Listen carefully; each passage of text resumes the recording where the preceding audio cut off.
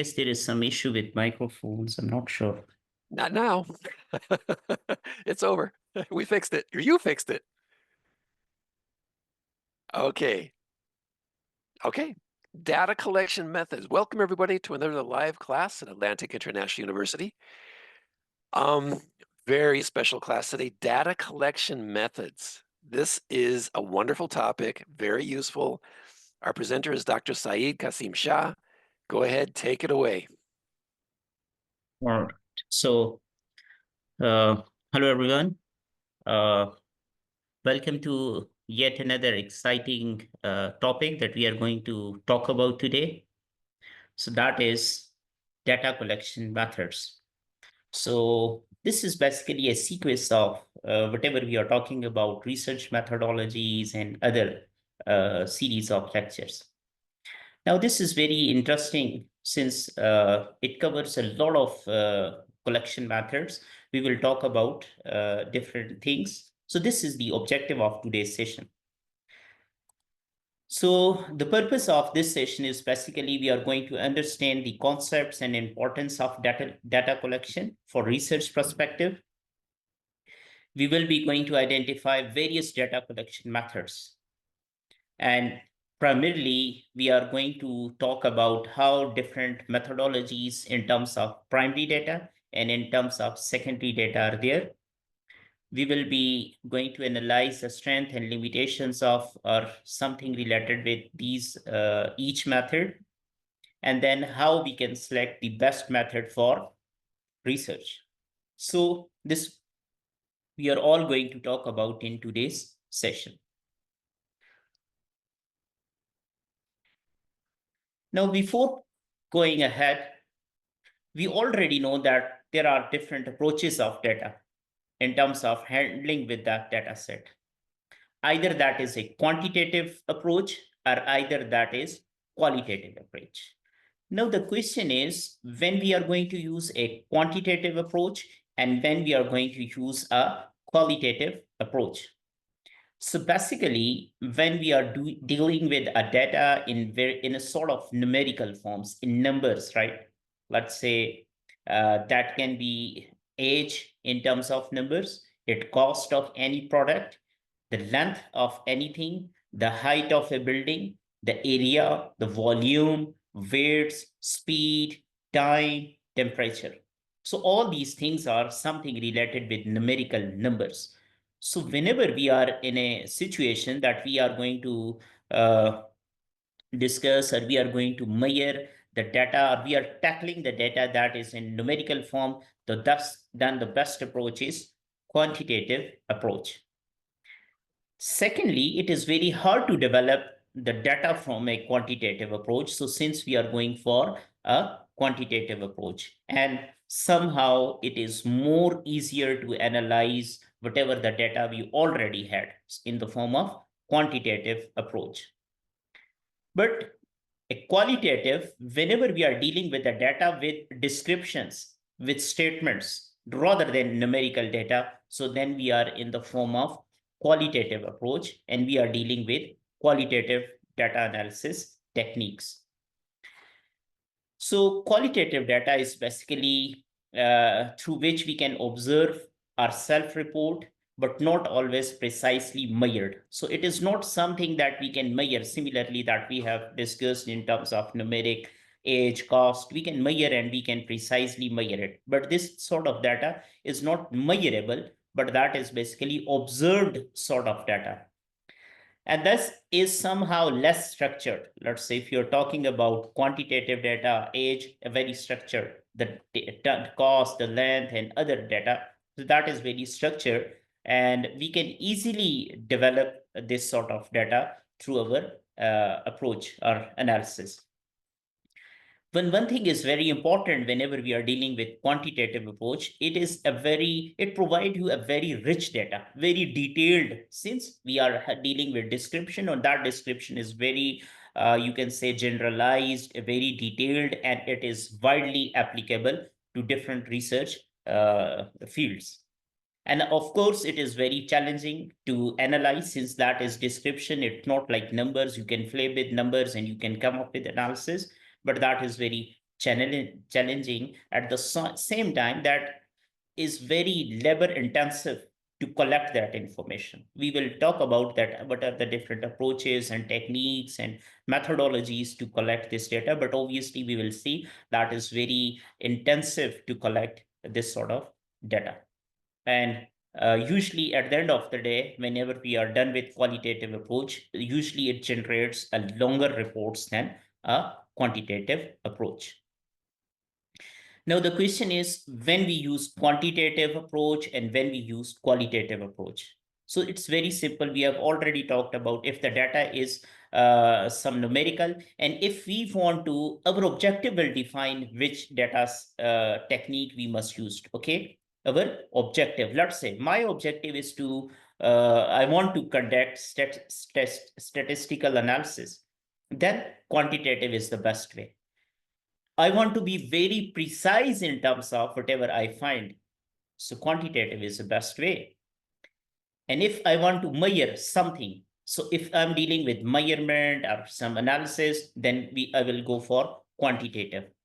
And if I want to cover a large group, let's say that let's say if I'm going to collect and analyze the tariff war, that whatever is happening around the whole global world, all the economies, all 240 something countries. So then we are going for a quantitative methodology. But if we want to narrate something and if we want to get some in-depth information, then obviously we will go for qualitative approach. And when we are not sure that what exactly we want to measure or what exactly we want to conclude, and then and again in that case, we are going for a qualitative approach. And then we do not need to quantify the results, rather than we need some description, some other than statistical analysis. Then quantitative approach is again one of the most widely technique or best way to handle the data. So now we already know there are two ways of data collection, either quantitative and qualitative. And now we will move forward that what are the different tools of that data collection. Okay, so here we have a list of methods that we can use. Either they are qualitative or quantitative. So these are the different tools, or different methods, or different data collection methods. The first one is participatory methods. The secondary data through observation, through surveys and interviews, through focus group, through diaries and checklist, through expert judgment, and one of the technique that is Delphi technique, and any other. So there are a number of tools and techniques which are available, and you can use according to your research, according to your objective, according to whatever the data set and whatever you want to identify something, right? So this is how there are different data collection tools. We will discuss one by one what is that method, in which situation it will be used, and what is the important consideration in using each and every tool, right? So we have almost 8 different techniques and tools for data collection. So let's start with our first tool, that is participatory method. Now, participatory method means a participation of communities. So we want to conduct in, let's say, any research where it involves a group of different peoples or communities, which heavily in data collection, right? So we are collecting an information from a group or from a community. So then we will be going to use the participatory methods of data collection. Usually, the participatory methods examples include community meetings and through transact walks, right? These are the two methods through which we can use participatory methods. Now, what is community meetings? This is one of the way to collect data in a participatory meetings.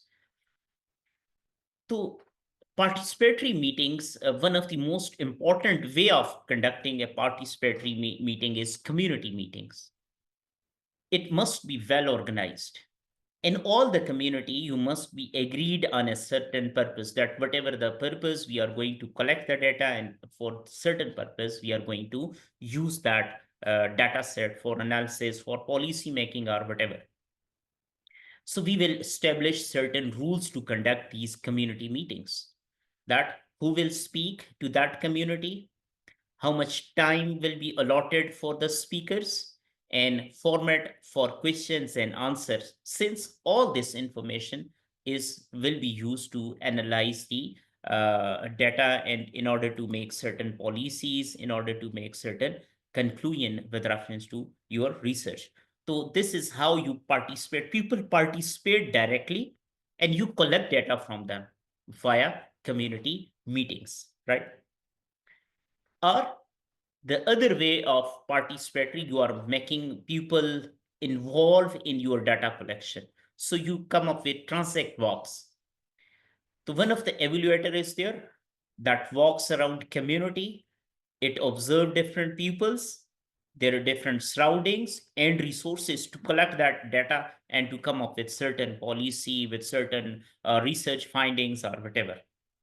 So one thing is very important, that whenever you are involving community, participatory community involvement through transact walks, the evaluator need to be very good observation skills, since that is the person who is observing the people. He is observing the surroundings around you. He is observing the resources. So must be have a very good observation skills. So that's why you can be never be a bias towards different observations and different resources.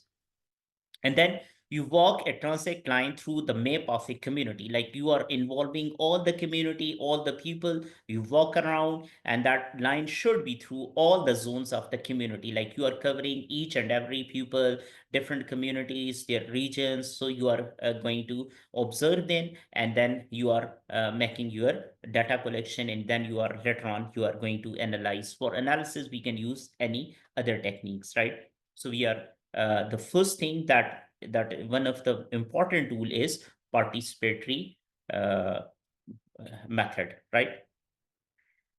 The second way that we can use collect data, again, it depends on what is the nature of data, right? And that data is basically secondary data, numerical numbers, which is available in the form of certain records or in a form of any reports, basically. Let's say we can find this sort of data through different files from different record, either from the government or from the organizations. It may be computer databases, it may be industry or government reports already published, right? So secondary means already published reports, and you are collecting data from these reports, from these databases, from these sources, right? Or any other report which can be used for evaluation.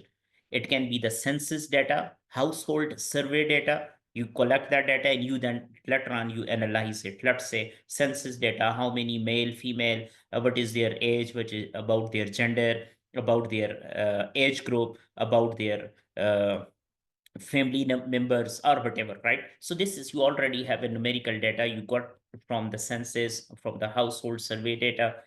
It can be the electronic mailing list and discussion groups.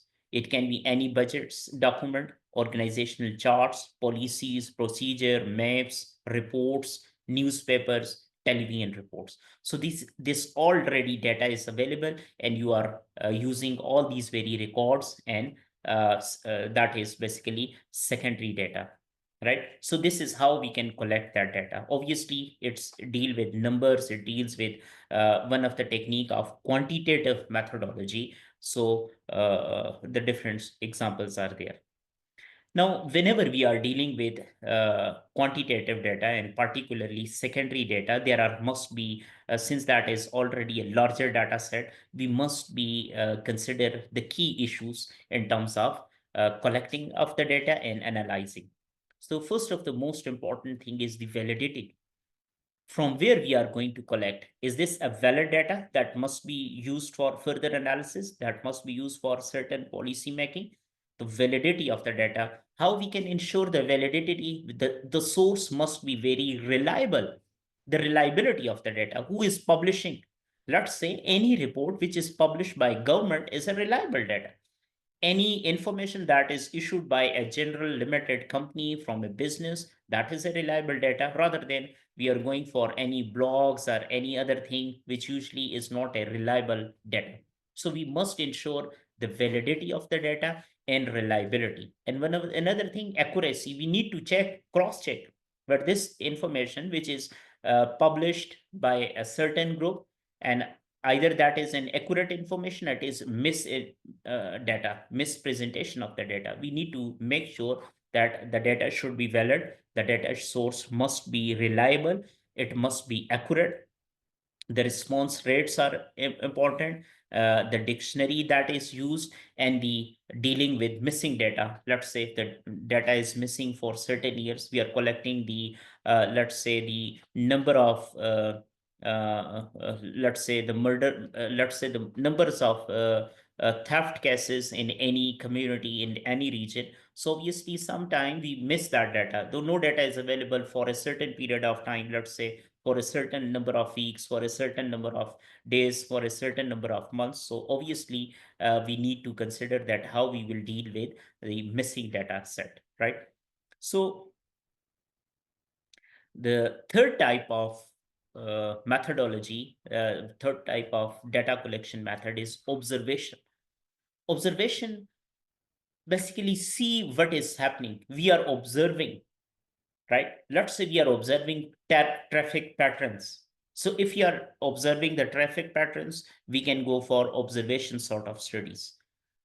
Land use patterns, how people are making construction, layout of city and rural areas. So we observe via the house structure, the different infrastructure facilities around the rural and urban cities, how the quality of the house, we will go and check, observe what are the in-house facilities available, the quality of construction, the quality of facilities around the housing. So then we are observing what is happening around you.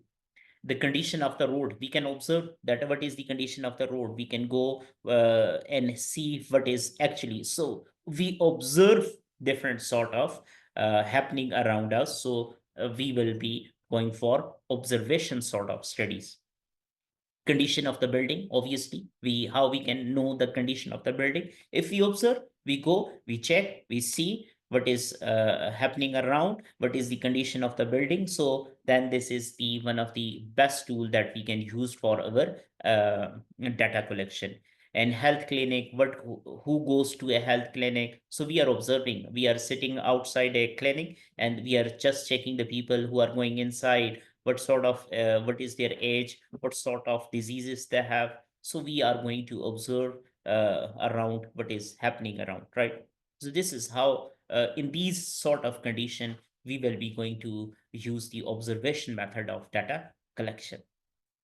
And whenever we are observing the sort of, we are going for observations sort of studies, there are certain things which are very very helpful when we need direct information. So how we can get the direct information? We observe whatever we see, whatever we are having, we can see all around, and we can get a certain information. So whenever we need a direct information, we go for observation. Let's say if we want to try to understand the ongoing behavior of a certain group, of a certain gender, of a certain community, then we are going for observation sort of studies. There is physical evidence, products or output that can be observed. So we can go, like we have talked about that if you're going to physical evidence in the form of building, in form of housing, in terms of road facilities, so then observation will be a best way to collect the data. And if we need to provide alternatives, so how we can go for other data collection is feasible or inappropriate. If we are going for alternative studies, let's say which one is good, the condition of the road in one city, the condition of the road in another city, the best way is whenever we are going for alternative sort of studies, so then observation will be very helpful for data collection. So one thing we need to be very make sure before going for observation, we must have more than one observer. Why we have more than one observer? Like observer, there may be the people, if we are talking about the people who go around and observe the thing, they have a certain biasness in terms of seeing the things, in terms of how they actually how they explain a certain phenomena. So we can have a sort of like, we need to exclude that biasness. That's why we must have more than one observer if that is feasible. And then we Doctor, can must I ask a train up question the on that? observer. Yeah, hello. Normally, when a student is doing their thesis work, they go out into the field and they observe. Should they bring some people with them, and how do they do that? Yeah, can you repeat again, please? Oh, can you hear me? Yeah, yeah. So, if you need more than one observer, most times a student who's doing thesis research will go out into the field and observe on their own. But are you saying they should bring other people with them to observe too? Yeah, actually, the case is different. Let's say if you are doing a research, you don't necessarily need to go directly yourself and observe the things. You may have a team, that is a data collection team. Let's say if we are going to observe the pattern of a certain community, right? So one observer, either you are personally, it's not mandatory that you personally go to these sites and observe, but you may have a team. Let's say let's say if we are talking about uh, census data, so it's not like one organization can collect, they have a lot of number of people, right? So observer means not only a single person. If that is feasible, let's say if we are going for a larger data set, uh, so we can have a more number of people. But remember one thing, data collection never means if you are doing your study, so you personally go and collect that observation, right? This is how and if and sometime we think that okay, there is only one researcher and we are doing a very small sort of study, then okay, one research is feasible enough, the best thing. But if we are doing a study that includes many cities, observing many different type of people, observing different groups, so then we have more than one observers, right? So one thing we need to be make sure for data collection, it never means you are directly going and you are only observing, right? So there may be a team of observer that observe the different pattern and they collect the data, right? I And hope you'll have to train them, right? You'll have to teach them about what they're looking for and yeah. understand some of the theory Yeah, behind it. this is the second thing, that we need to train observers so they observe the same things. So that's why you see that the personal biasness will be limited, but they are doing the same thing. They know that our objective is same. They know that what we have to observe and what we have to report. So you have to train the observers. You see, I have the second point, that you need to train the observers so they observe the same thing, right? So then the issue of more observer is usually you can tackle that issue, that how different observer and each person is doing observing differently. So then when you train that what we have to observe, so obviously each and every person, their observation would be somehow in a same line. Is it clear now?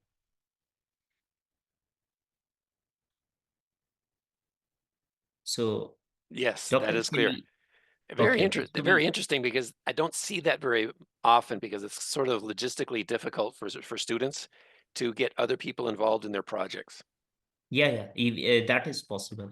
Usually, okay, let's say not exactly for a thesis purpose, not exactly for a small research, but let's say if we are going to observe a larger number of people, let's say the whole community, let's say the whole city, so it is not possible one person can be do this job, right? So we may have a data collection team. So data collection team, larger organization, when they do research, when they do these sort of observatory research, so they have a team and they train their people and then they collect data from that team.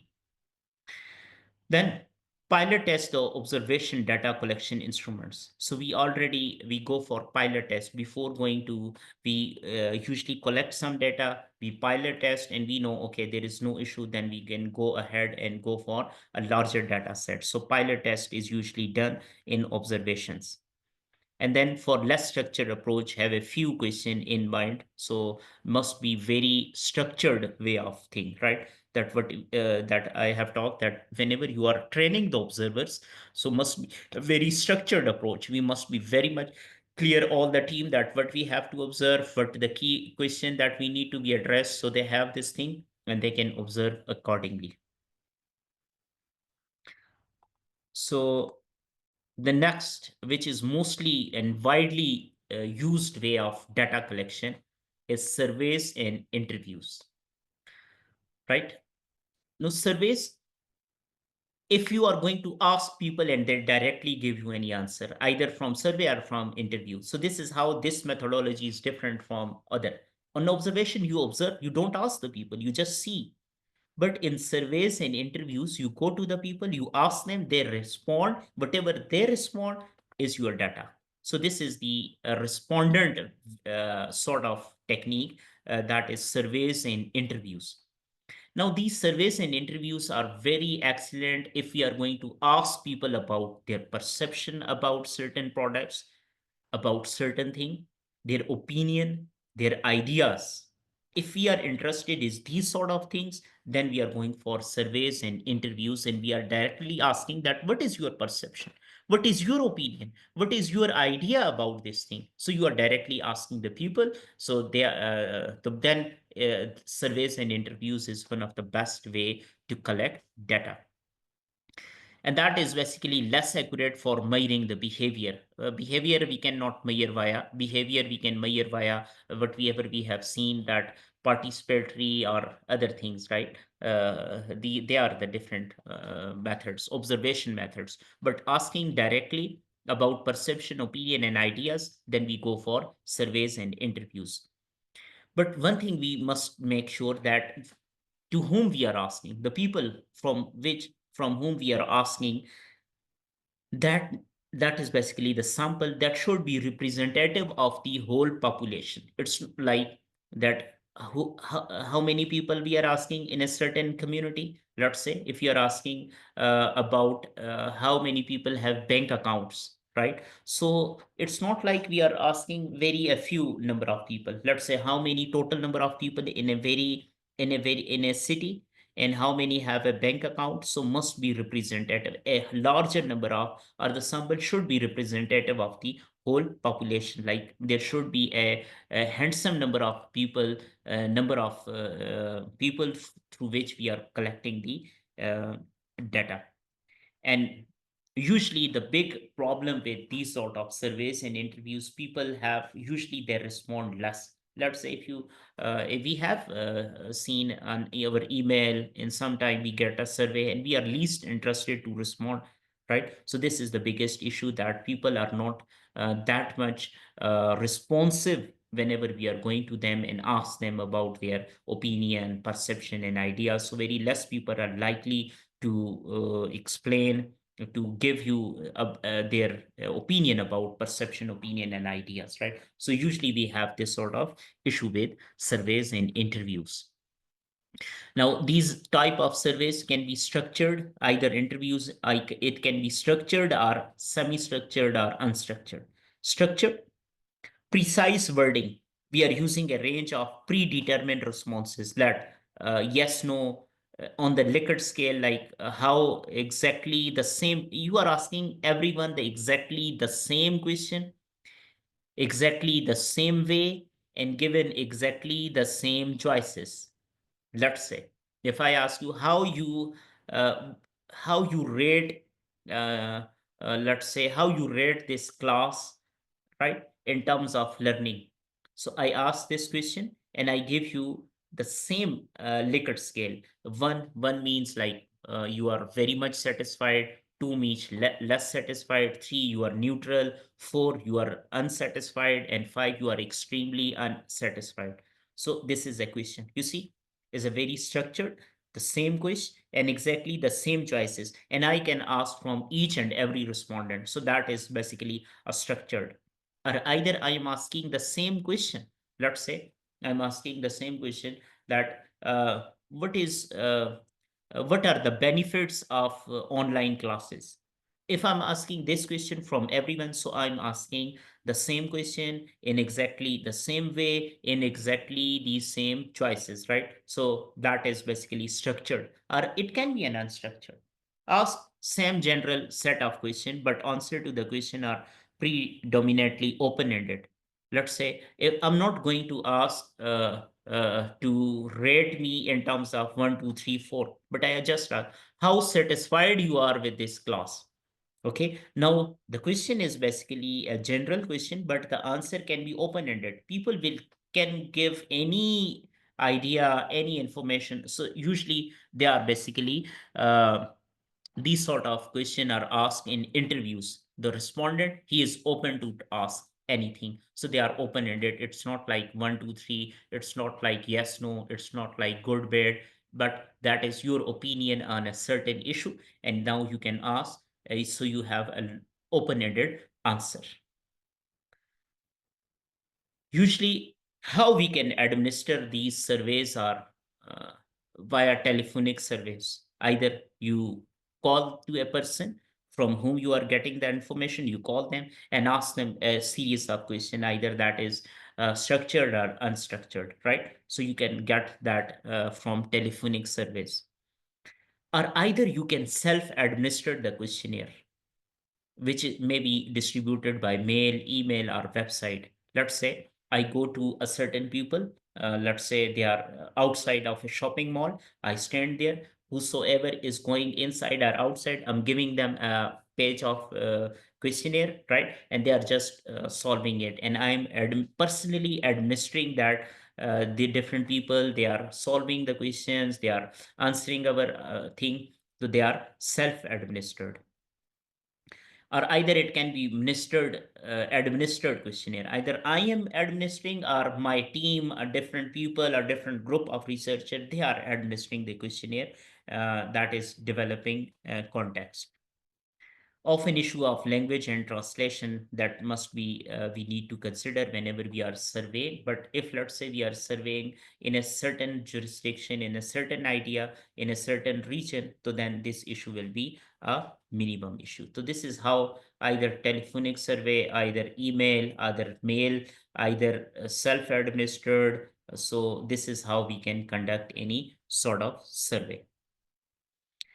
For interviews, we may have semi-structured interviews. Often semi-structured, I'm sitting with you and we start answering different questions. It's not like I have a let's say that is basically the leading question. I ask you, what is your understanding of a certain subject? The next question, it depends on whatever you are giving the answer. Let's say you are, so you're saying that I'm not that much satisfied, so my next question will be semi structured. So how you are not satisfied? Then he will answer like, okay, let's say I'm not satisfied due to, let's say, one of the reason, right? Then I'm asking the next question according to that uh, answer, right? So either we have semi-structured or structured mean I will ask the questions according to my list, whatever the your response, good, bad, but I have a certain list of question and I'm asking irrespective of whatever you are. So either these interviews can be structured or unstructured. But remember, whenever we are dealing with complex issues and we want to explore in depth information about these things, so then we are going for interviews, right? Let's say I'm asking your opinion regarding a certain issue. So I want to go to explore complex and very in-depth analysis. You start speaking. You're answering me in different ways, how this thing is important, why this thing is important, why one should adopt online teaching methods. So every people have a different issues. Every people have a very different knowledge. Every person have a different experience, and we want to collect all the different experiences. So that's why if whenever we are going to explore in-depth analysis, we go for interviews. Obviously, there are certain challenges. Let's say it can be expensive. We have to go around. We have to take the time. We have to travel around, right? since interviews can be an online or even, so usually let's say if there are personal interviews, so it can be expensive, labor intensive and time consuming as well. Selective hearing on the part of the interviewer may misinform that what is confirmed pre-existing beliefs, right? Selective hearing. Let's say I am as an interviewee, am I asking you question, but I don't want to hear which don't seem interesting to me, right? So it can be an issue. And obviously sometimes cultural sensitivity in terms of gender issues and other type of issues, so they may you may be biased towards certain thing and you don't want to report, right? So these are the different challenges whenever we are dealing with interviews. The next, focus group. Focus group is a qualitative research where a small homogeneous groups, the same sort of people, where gender, age, like they share the same similarities, they brought together to informally discuss the different topics under a certain, so focus group. People are sitting together and they are discussing, and they are whatever their discussion, that is usually the panel discussion, right? So from the panel discussion you can collect you, if your purpose is to identify issues and themes and not just interesting information, and not you are just not counting something, then we go for focus groups, right? So homogeneous people, they sit together, they talk, and you get the information from these. Usually the panel discussion, usually the live TV programs where few people are sitting together and they are discussing on economic issue, on any business issue, on any government policy. So then focus group will be one of the best tool to collect the data. The sixth, next is diaries. When the diaries or checklist is used, let's say when we use and you want to capture information about event in people daily life, so you are making a diary. Diary means you are reporting each and everything. Participants capture experience in real time, not in a questionnaire, not after some period of time, but whatever is really happening, they are checking and they are making a diary notes. And usually they are basically anthropology sort of study where we go to the public and we observe the behavior and report, right? So that is basically the diary method. Then the another way of collecting the information is expert judgment. Expert judgment that can be structured or unstructured. Let's say we ask one of the expert about any data. These experts. So one thing we need to be make sure that experts and how experts and focus group are different, right? Since they are, it seems they are different. For focus group, it's not necessary that you should be an expert in that area. You may have a certain information, but it's not necessary. But remember, an expert judgment, you need to be an expert in your field. How we will define an expert? Let's say you are uh, you are doing an advisory group. You are working in a high government official post. You have a long experience, and within that field, let's say in the field of economics, you are an expert in terms of policy making. You are working in organization in policy making since last 10 years. You are dealing with policy making, you are dealing with government policies and so on. So then you will be defined an expert. So what is the judgment of expert on certain issue? You go and ask as an expert, what is your say on US tariffs? You see that these days US tariff something is very burning issue and people are talking about. Either you ask from a focus group, or either you go to an expert who is an expert in the field of economics, who is expert in the field of international trade, who is an expert. How we will define an expert? The person who have an experience of policy making. Let's say the person who have an experience of working 10 years in any organization, right? So this is how expert judgment is one of the way of collecting the data. Again, it can be a structured or unstructured, and there are issues in selecting the expert. We have to define who is an expert. Let's say government task forces, advisory groups, right? It can be experts one to one or as a panel of experts, so we can collect this information. So again, how we will select the expert, how we will define that this guy is an expert. We need to establish the criteria for selecting experts, not only as on recognition as expert, but as a based on the area of expertise, on the basis of diverse perspectives that that person have, diverse political views, a diverse technical expertise. So all these things means that guy is that individual, that the person is having expert in a certain field. And then lastly, the Delphi technique.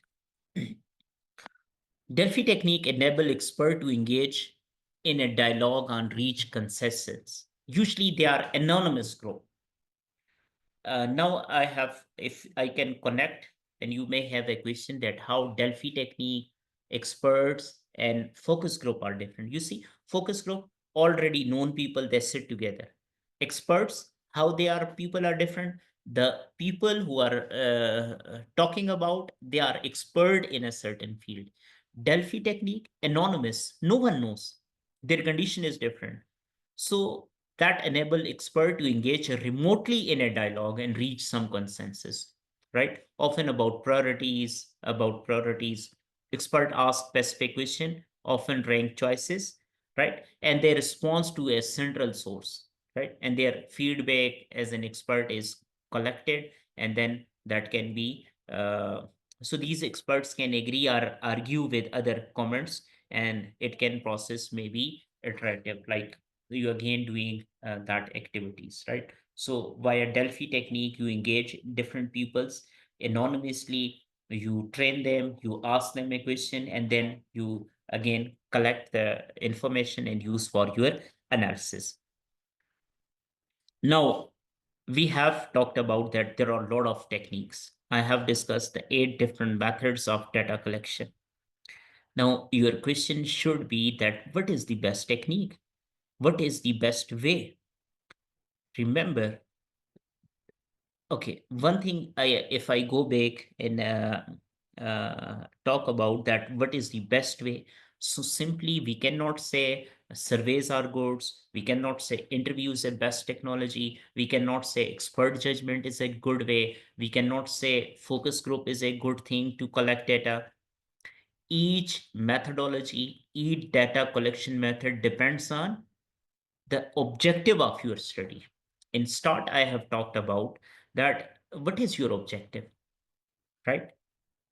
What you want to do, quantitative or qualitative, and within the quantitative and qualitative, the method will be basically directly defined. So it is not the data set or the methodology, it is the point of discussion, or the point of whatever your research objective, that will define what will be the best technique.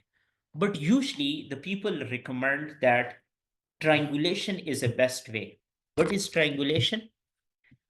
Whenever we are using the multiple data collection methods, right? So this is a best way. Like, I'm not saying that, okay, we must use more than one method, right? But let's say if we want to go for a triangulation approach, we can combine multiple data collection methods. What is the outcome of that multiple data collection methods or triangulation? It will enhance validity of your research, validity of your findings, validity of the data, validity of your reports, validity of your policy making. So it will. So that's why this is known as triangulation, that we are using the multiple data collection method. Let's say I go for survey, interviews, and literature review for a climate change study. You see, this is a burning issue these days, the climate change. Survey, I'm asking directly question, whatever I have in my mind, I just rank. And then Interviews, I just ask an open-end question and the person is explaining in detail, right? Okay, so I have now two type of opinion: direct questions and interviews description about climate change. And what is the literature or secondary reports that, okay, what is the effect of climate change on global economy? I collect the data, so from the literature or from the report. So now if I give any policy recommendation, if I give uh, any policy regarding climate change to the government in my research article, to I will submit to any journal. So that research would be considered most valid as compared to if it is only done on survey, only done on interviews, or only done on secondary data, right? But not necessary that all the time you go for this thing. Let's say there are studies through which only interviews will be feasible. For few study for which only descriptive or secondary data is available. So it depends, right? But one of the best way, if we go for, and if that is possible in your research, to go for triangulation studies.